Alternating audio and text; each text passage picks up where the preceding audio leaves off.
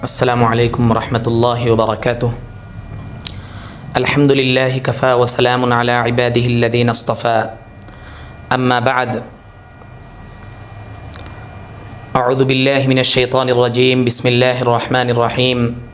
خذ من أموالهم صدقة تطهرهم بها وتزكيهم وتصلي عليهم إن صلاتك سكن لهم.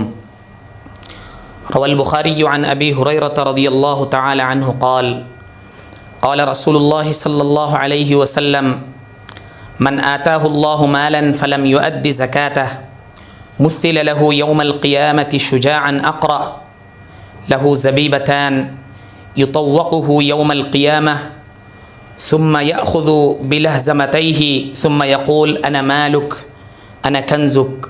ثم تلا النبي صلى الله عليه وسلم: ولا يحسبن الذين يبخلون بما آتاهم الله من فضله هو خيرا لهم بل هو شر لهم سيطوقون ما بخلوا به يوم القيامة أو كما قال عليه الصلاة والسلام. সম্মানিত শ্রোতা, সর্বপ্রথম আমি আজকে আপনাদেরকে এই সিরাতুল মুস্তাকিমের চ্যানেলে শুভেচ্ছা জানাই এবং অভিনন্দন জ্ঞাপন করি। আজকে আপনাদের সম্মুখে যাকাত সম্পর্কে আলোচনা করব। আর এই যাকাতের আলোচনা এটা ধারাবাহিকভাবে বিভিন্ন পর্ব বিভিন্ন পার্টে চলতে থাকব। আজকে আপনাদের সম্মুখে আমি যাকাতের অর্থ, তার অভিধানিক অর্থ এবং শরীয়তের পরিভাষায় যাকাত বলতে কী বোঝায় এবং যাকাতের গুরুত্ব কী এবং তার তাৎপর্য এবং যাকাতের না প্রদান করলে শরীয়তের পক্ষ থেকে কী শাস্তি রয়েছে এই বিষয় নিয়ে কিছু আলোচনা আপনাদের সম্মুখে তুলে ধরব। আর এই পর্বগুলো ইনশাল্লাহ চলতে থাকব। পর্যায়ক্রমে ক্রমান্বয়ে আস্তে আস্তে আপনাদের সম্মুখে আমি ইনশাল্লাহ যাকাতের বিভিন্ন বিষয় নিয়ে বিভিন্ন অ্যাসপেক্ট নিয়ে আলোচনা করব। মুহতারাম সম্মানিত শ্রোতা, সর্বপ্রথম আমি যাকাতের অভিধানিক অর্থ এবং শরীয়তের পরিভাষায় যাকাত কাহাকে বলে এই বিষয় নিয়ে বলতে চাই। যাকাত এটা আরবির শব্দ, যেটা জাকা ইয়াজকু থেকে এসেছে। জাকা ইয়াজকুর অর্থ হলো বর্ধিত হওয়া, পবিত্র হওয়া এবং বরকতময় হওয়া। এই তিন অর্থে যাকাত শব্দ ব্যবহৃত হয়। এটা যাকাতের অভিধানিক অর্থ। কোরআন এবং হাদিসের মধ্যে এই তিন অর্থের মধ্যে এই শব্দ ব্যবহৃত হয়েছে। এবং শরীয়তের পরিভাষায় যাকাত বলতে বোঝায় নিসাবের মালিক মানুষের মালের মধ্য থেকে একটি নির্ধারিত অংশ, যেটাকে আল্লাহ তাবারক ওয়া তাআলা মুস্তাহিকিনদের জন্য, হকদারের জন্য, যে হকদারের বিষয় নিয়ে পরে আলোচনা হবে, হকদারের জন্য আল্লাহ তাবারক ওয়া তাআলা ফরজ করেছেন এই মালের নির্ধারিত অংশকে যাকাত বলা হয়। অথবা শরীয়তের ভাষায় এই নির্ধারিত অংশকে প্রদান করাকে যাকাত বলা হয়। সম্মানিত শ্রোতা, এখানে আমি একটি কথা বলতে চাই যে বিভিন্ন সময় যখন আমাদের উলামারা যাকাতের বিষয় নিয়ে আলোচনা করেন এবং যাকাতের গুরুত্ব আমাদের সম্মুখে বয়ান করেন, তখন একটি কথা বলে থাকেন যে যদি মানুষ যাকাত প্রদান করে, যাকাত দিয়ে আদায় করে, তাহলে তাহার মাল বর্ধিত হয়। আর যদি যাকাত দেয় না, তাহলে তার মাল ধ্বংস হয়ে যায়। এবং কোরআনের আয়াতের মধ্যে এটা বলা হয়েছে। আল্লাহ তাবারক ওয়া তাআলার কোরআনের আয়াত হলো ইয়ামহাকুল্লাহুর রিবা ওয়া ইউরবিস সাদাকাত, যে সুদ ধ্বংস করে দেয় এবং সাদাকাত যেটা এটা বর্ধিত করে।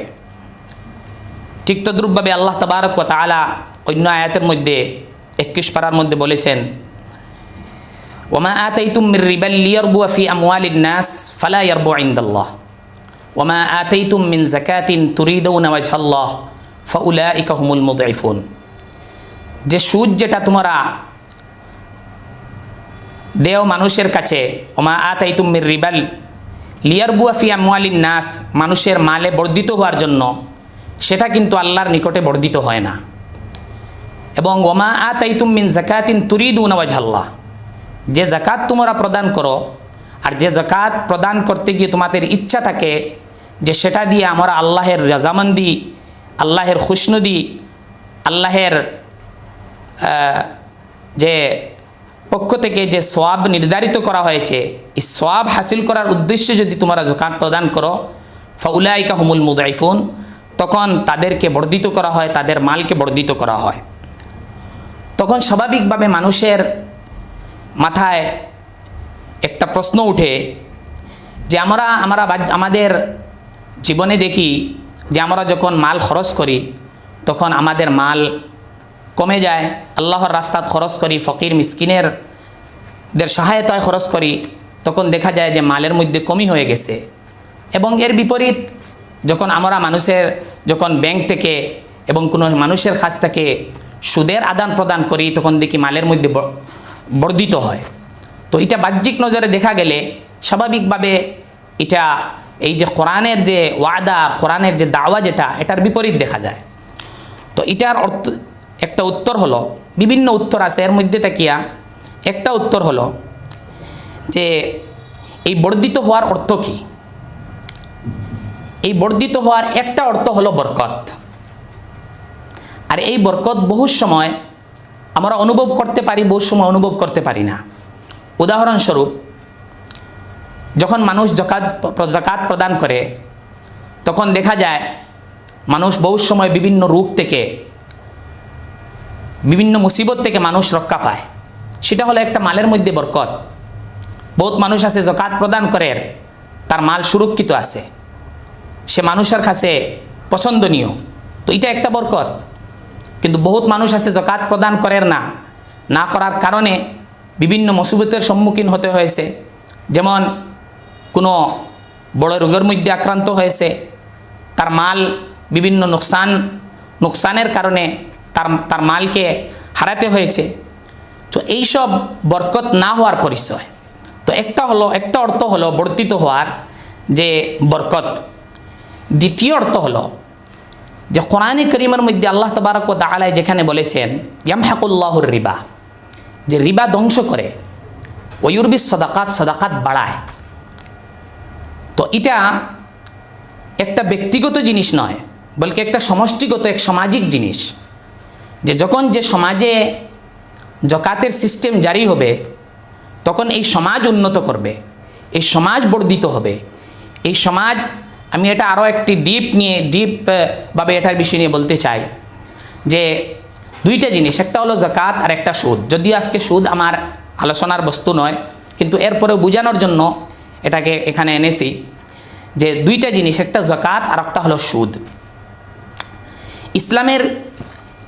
ইসলামের অর্থনীতিতে এই দুইটা জিনিস হিতে বিপরীতে আছে, দুই মেরুকরণে আছে।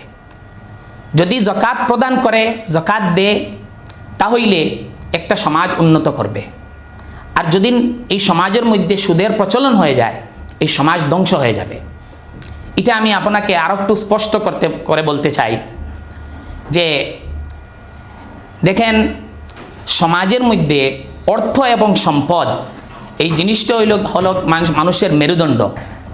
এই অর্থ ছাড়া, এই সম্পদ ছাড়া মানুষ জীবিত থাকতে পারে না। সেই জন্যই কোরআনে কারীমের মধ্যে আল্লাহ তাবারক ওয়া তাআলা এক জায়গায় বলেছেন ওয়ালা তুতুস সুফাহা আমওয়ালাকুমুল্লাতী জাআলাল্লাহু লাকুম কিয়ামা, যে তোমাদের মধ্যে যারা বেয়াকুফ রয়েছে, যাদের মধ্যে আকল নাই, তাদের কাছে তোমাদের সম্পদ যেটা আছে, টাকা পয়সা আছে, তাদের হাতে দিও না। কারণ এই মালকে আল্লাহ তাবারক ওয়া তাআলা তোমাদের খাড়া থাকার, তোমাদের বেঁচে থাকার বস্তু হিসাবে বানিয়েছেন। তো এই সম্পদ, এই মালটা হলো মানুষের জীবিত থাকার, মানুষের বেঁচে থাকার একটা জরিয়া। এখন যদি কোনো সমাজে যাকাত বন্ধ হয়ে যায় আর এই সমাজের মধ্যে শুধু ধনাঢ্য মানুষের প্রচলন হয়ে যায়, মানুষের সম্পদ শুধু বাড়তে থাকে, তখন দেখা যায় বেশিরভাগ মানুষ বুকবাদী হয়ে যায়। মানুষ এই টাকাকে খরচ করতে চায় না, আদান প্রদান করতে চায় না, শুধু তার ব্যাংক ব্যালেন্স, তার অ্যাকাউন্টের মধ্যে তার সম্পদকে বর্ধিত করতে চায়।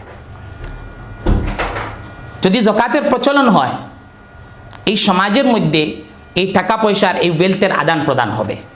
একটা জিনিস জেনে রাখা দরকার, যেভাবে মানুষের শরীরের মধ্যে রক্ত থাকে, আর এই রক্তর সার্কুলেশন যত সময় থাকবে এই মানুষ জীবিত থাকবে। আর এই মানুষের রক্ত যদি বন্ধ হয়ে যায়, মানুষ মরে যায়। ঠিক তদ্রূপভাবে একটা সমাজের মধ্যে ওয়েলথ আর সম্পদটা হলো এই শরীরের রক্তর মতো। এটারে মানি ফ্লো বলা হয়, যে এই মানি সার্কুলেশন যত সময় সমাজের মধ্যে থাকবে, এই টেকাটা সমাজের মধ্যে গরিব এবং ধনীর মধ্যে চলতে থাকবে, তত সময় এই সমাজ টিকে থাকবে। আর যে সময় এই সমাজের মধ্যে টাকার আদান প্রদান বন্ধ হয়ে যাবে, শুধু কিছু সীমিত হাতের মধ্যে টাকাটা এসে যাবে, তখন এই সমাজে গরিব এবং ধনীর মধ্যে বড় ধরনের একটা পার্থক্য দেখা দিবে। তখন এই সমাজ ধ্বংসের দিকে অগ্রসর হবে। তো সেটাকেই কোরআনে কারীমের মধ্যে আল্লাহ তাবারক ওয়া তাআলা বলেছেন যে ইয়ামহাকুল্লাহুর রিবা ওয়া ইউরবিস সাদাকা। ঠিক তদ্রূপভাবে সুদকে নিন। যদি কোনো সমাজে সুদের প্রচলন হয়, তাহলে হবে কি, মানুষের মধ্যে যে মহব্বত, অন্যের প্রতি সহানুভূতি, গরিবের প্রতি সহানুভূতি আর দরদ, এটা আস্তে আস্তে কমে যায়। আমরা স্বাভাবিকভাবে দেখি যে সমাজে সুদের প্রচলন আছে, মানুষ চায় না যে গরিবদের সহায়তা করতে, গরিবদের সাথে সহানুভূতি করতে, এটা চায় না। মানুষ চায় যে যদি কোনো অন্য মানুষ বিপদে পড়ে, ঋণগ্রস্ত হয়, অসহায় হয়, তার খাদ্যের দরকার পড়ে, সামগ্রীর দরকার পড়ে, বেসিক নিডসের দরকার পড়ে, তখন যদি কোনো ধনবান ব্যক্তির কাছে অথবা কোনো ইনস্টিটিউশনের কাছে, কোনো ব্যাংকের কাছে হাত বাড়ায়, তখন ওই সময় তারা সুদের মোতালেবা করে, সুদের ডিমান্ড করে। কারণ তারা দেখে, আমি যদি তার কাছে এই সময় এই সুবর্ণ সুযোগ যদি কাজে লাগাই না, তাহলে এই টাকা থেকে আমি ভোগ করতে পারবো না, উপকৃত হতে পারবো না। তো এই সময় মানুষ এই সুযোগটা কাজে লাগিয়ে গরিবের এই অসহায় সময়ের মধ্যে তারা ফায়দা অর্জন করতে চায়, ইন্টারেস্ট হাসিল করতে চায়। তখন গরিব এবং ধনীর মধ্যে একটা দূরত্ব হয়ে যায়, আর শুধু ধনী টাকা অর্জন করতে থাকে, আর গরিব বিচারা এই সমস্যার মধ্যে জর্জরিত হয়ে থাকে। তো এটাই বলতে চাই যে শুধু বাহ্যিক নজরে যে একটা জিনিস কমে যাওয়া এবং বেড়ে যাওয়া এটা নয়, বলকে যাকাত এবং সুদ একটা সামাজিক জিনিস। এটা সম্ভবত হতে পারে যে একজন মানুষ যাকাত দিতেছে, তার মাল থেকে কমই হচ্ছে, কিন্তু সামাজিক দিক দিয়ে দেখতে গেলে যে এই যাকাতের কারণে একটা সমাজ উন্নত হবে, এই সমাজের গরিব উপকৃত হবে, এই সমাজের বিভিন্ন ডিসেবলড মানুষ যারা আছে তারা উপকৃত হবে, এই সমাজের অসহায় মানুষ, ঋণগ্রস্ত মানুষ তারা উপকৃত হবে। আর যেখানে দেখা যায় সুদ বর্তিত হবে, তখন এই ধরনের মানুষ উপকৃত হতে পারবে না, তাদের নোকসান হবে। সম্মানিত উপস্থিতি, সম্মানিত শ্রোতা, আপনারা এই কিছু আলোচনা নিয়ে আপনারা বুঝতে পারছেন যে এই বর্ধিত হওয়ার অর্থটা কী। আগে আমি ইনশাআল্লাহ কোরআন এবং হাদিসের দুই একটি উদ্ধৃতি এবং রেফারেন্স দিয়ে আপনাদের সম্মুখে যাকাতের গুরুত্বটাকে আরও একটু বোঝানোর চেষ্টা করব।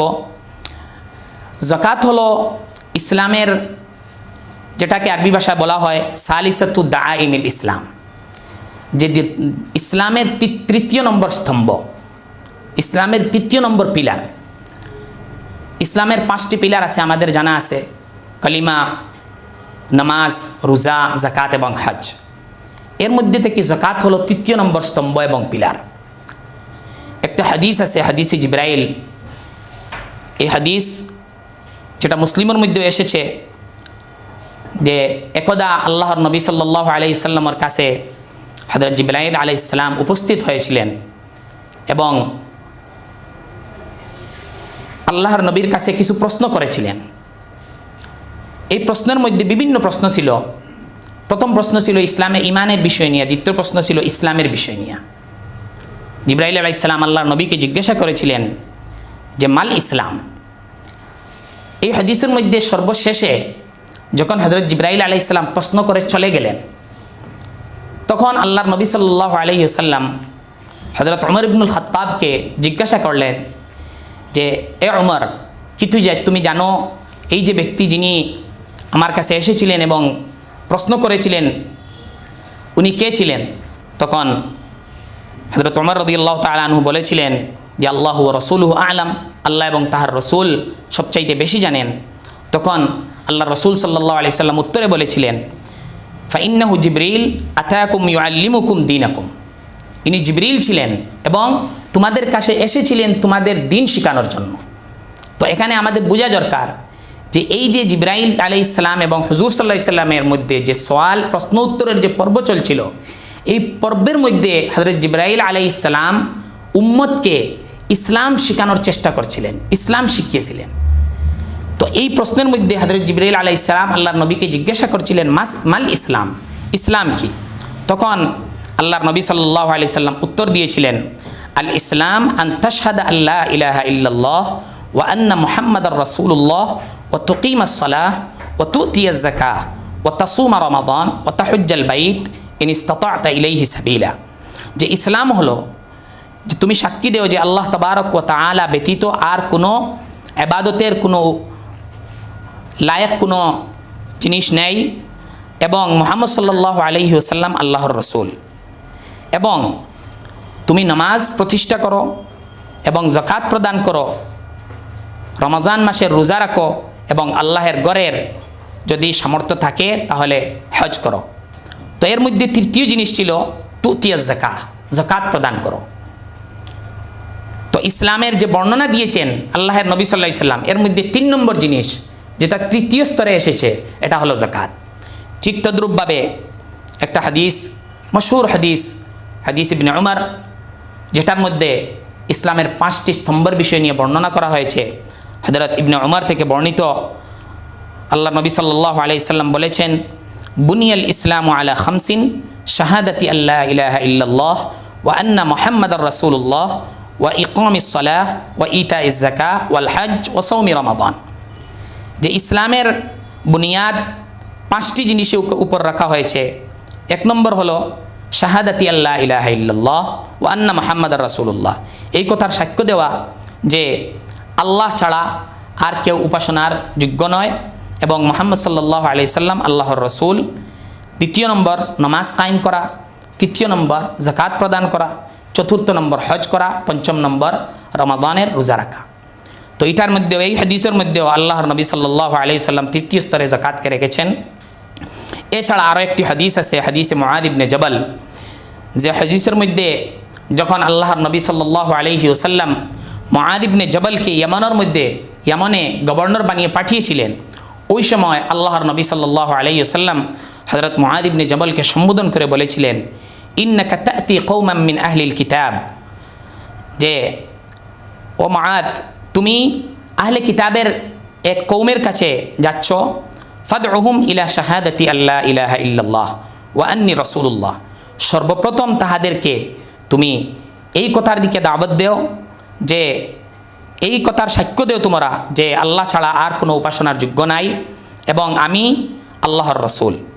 ফাইনহুম আতাউকা লিযালিকা, যখন তাহারা আপনার এই বিষয় নিয়ে কথা মেনে নে, ফাআলিমহুম আন্নাল্লাহ ক্বাদ ইফতারাদা আলাইহিম 5 সালাওয়াতিন ফি কুল্লি ইয়াউমিন ওয়া লাইলাতিন, তখন তাদেরকে জ্ঞাতব্য করে দেও, জানিয়ে দাও যে আল্লাহ তাআলা তাদের উপর 5 ওয়াক্তের নামাজ প্রত্যেক দিন এবং রাত্রে ফরজ করেছেন।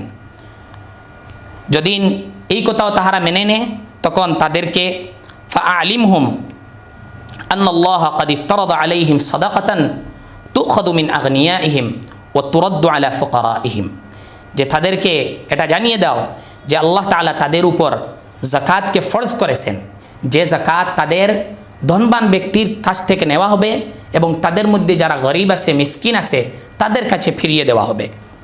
যদি এই কথা তাহারা মেনে নেয় তখন ফাইয়াকা ওয়া কারাইমা আমওয়ালিহিম, তখন তাদের যে দামি মাল আছে, সম্মানিত মাল আছে, এই মাল থেকে তুমি বেঁচে থাকো। যখন যাকাত সংগ্রহ করবে, এই যাকাত তুমি তাদের সম্মানিত মাল থেকে, কিমতি মাল থেকে সংগ্রহ করো না, বলকে মধ্যম যে মাল যেটা আছে এই মাল থেকে যাকাত সংগ্রহ করো। আর ওয়াত্তাকি দাওয়াতাল মাজলুম ফাইন্নাহু লাইসা বাইনাহা ওয়া বাইনাল্লাহি হিজাব, আর মাজলুম এবং নির্যাতিত মানুষের বদদুয়া থেকে বেঁচে থাকো, কারণ নির্যাতিত মানুষের বদদুয়া এবং আল্লাহের মধ্যে কোনো পর্দা নেই। তো এই হাদিসের মধ্যে আল্লাহর নবী সাল্লাল্লাহু আলাইহি ওয়াসাল্লাম বলেছেন যে তুখাযু মিন আগনিয়াইহিম ওয়া তুরাদ্দু আলা ফুকারাইহিম, তাদের যে ধনী মানুষ আছে তাদের কাছ থেকে এই টাকাটা নেওয়া হবে। আর এর উদ্দেশ্য কি, যে এই টাকাটা আবার তাদের মধ্যে যে গরিব মানুষ আছে তাদের কাছে ফিরিয়ে দেওয়া হবে। আমি আরও 2-4টি হাদিস বলে আর 2-4টি যাকাতের গুরুত্বের বিষয় নিয়ে কথা বলে ইনশাল্লাহ কথা শেষ করে নেব। যদি মানুষ এই যাকাতকে আদায় করা বন্ধ করে দেয় তাহলে আল্লাহর পক্ষ থেকে উখরবী আযাব আছে, আখিরাতের আযাব আছে, দুনিয়ার আযাব আছে, আরও বিভিন্ন সামাজিক নোকসান আছে, আর্থিক নোকসান আছে, বিভিন্ন ধরনের চারিত্রিক নোকসান আছে। আমি আজকে 2-4টি আখিরাতের আযাব এবং দুনিয়ার 2-1টি আযাবের বিষয় নিয়ে আলোচনা করে শেষ করব। আখিরাতের আযাব যেটা হলো, আল্লাহ তাবারক ওয়া তাআলা একটি হাদিস, শুরুতে আমি যে হাদিসটি পড়েছি, যে আল্লাহর নবী সাল্লাল্লাহু আলাইহি সাল্লাম বলেছেন যে মান আতাহুল্লাহু মালান, যে ব্যক্তিকে আল্লাহ তাবারক ওয়া তাআলা ধন দান করেছেন, সম্পদ দান করেছেন, ফালাম ইউআদ্দি যাকাতা, সে এই মালের যাকাত আদায় করে নাই, মুসিলা লাহু ইয়াউমাল কিয়ামা শুজাউন আকরা লাহু জাবিবাতান, কিয়ামতের দিবসে এই যে সম্পদ সে একত্রিত করেছিল, যেটার মধ্যে থেকে সে গরিবের অধিকার দেয় নাই, সেই সম্পদকে কিয়ামতের দিবসে সাপের নমুনা দিয়ে বানানো হবে। আর সেই সাপটি ইউতাওয়াকুহু ইয়াউমাল কিয়ামা, ওই ব্যক্তির গলার মধ্যে হার বানানো হবে কিয়ামতের দিবস, এবং সেই সাপটি তার 2 ঝাবড়ার মধ্যে ধরে বলবে আনা কনজুকা আনা মালুকা, যে আমি তোমার এই জমা করা সম্পদ, আমি তোমার মাল। এই হাদিসের শেষে আল্লাহর নবী সাল্লাল্লাহু আলাইহি সাল্লাম কোরআনে কারীমের আয়াত তিলাওয়াত করেছেন, ওয়ালা ইয়াহসাবান্নাল্লাযীনা ইয়াবখালুনা বিমা আতাহুমুল্লাহু মিন ফাদলিহি হুয়া খায়রাল লাহুম বাল হুয়া শাররুল লাহুম। এই আয়াতের অর্থ হলো যে যারা আল্লাহ তাবারক ওয়া তাআলার প্রদত্ত সম্পদ যেটা আছে, যে সম্পদ আল্লাহ তাবারক ওয়া তাআলা শুধু আল্লাহর ইহসানের কারণে আল্লাহ তাবারক ওয়া তাআলা দান করেছেন, এটার মধ্যে মানুষের কোনো কৃতিত্ব নাই, এই মাল থেকে যদি মানুষ খরচ করে না, বুখলি করে, আর সে মনে করে এটা তাদের জন্য ভালো, যে সে সম্পদ একত্রিত করছে, তাহলে সে মনে করে যেন এটা তার জন্য ভালো নয়, বাল হুয়া শাররুল লাহুম, এটা তার জন্য বাদ জিনিস।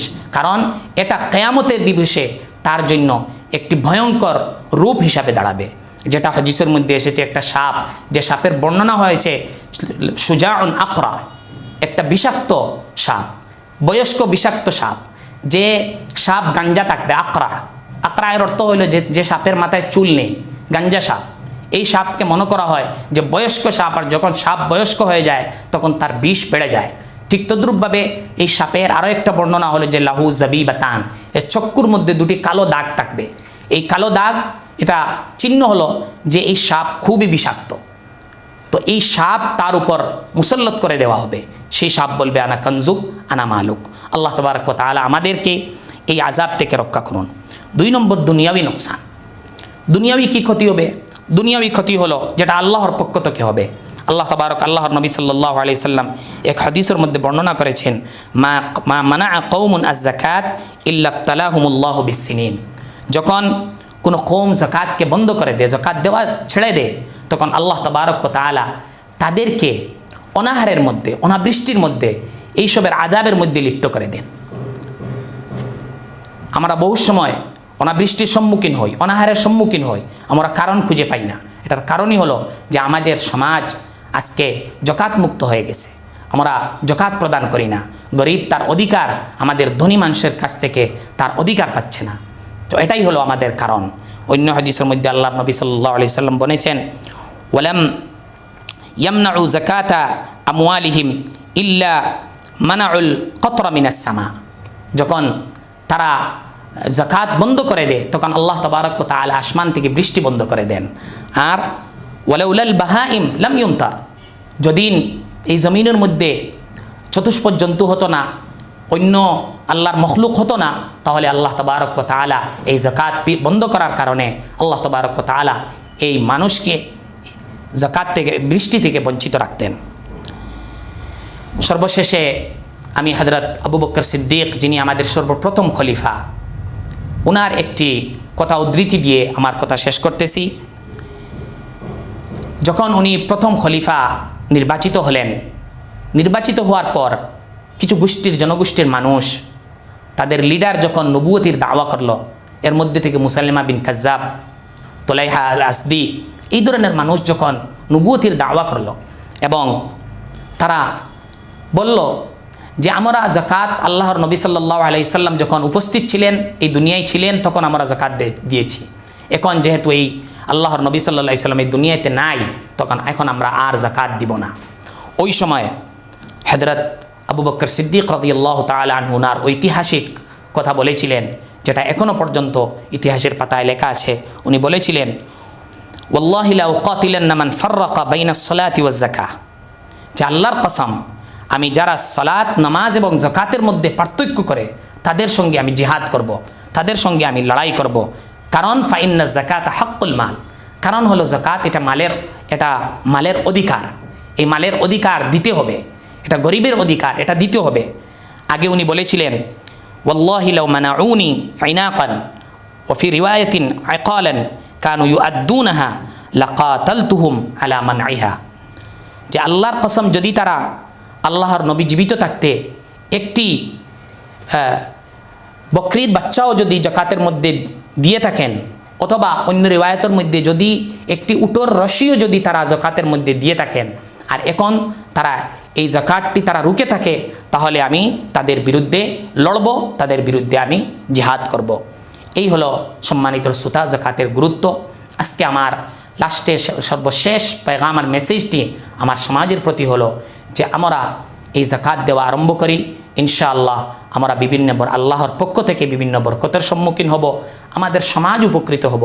আমাদের সমাজের যে গরিব আছে, যে অসহায় মানুষ আছে, ঋণগ্রস্ত মানুষ আছে, ডিসেবলড মানুষ আছে, মাজুর মানুষ আছে, তারা উপকৃত হব, আমরা উপকৃত হব। আমাদের একের অপরের পারস্পরিক যে মহব্বত, ভাতৃত্ব, এটা সৃষ্টি হবে, সমাজ উন্নত হবে, একটা সুষ্ঠু সমাজ গঠন হবে। এই মেসেজ দিয়ে আমি আজকের এই পর্ব শেষ করছি। ইনশাআল্লাহ আগামীতে আরও এই পর্ব চলতে থাকবো। যাকাতের আরও বিভিন্ন দিক নিয়ে আলোচনা হব।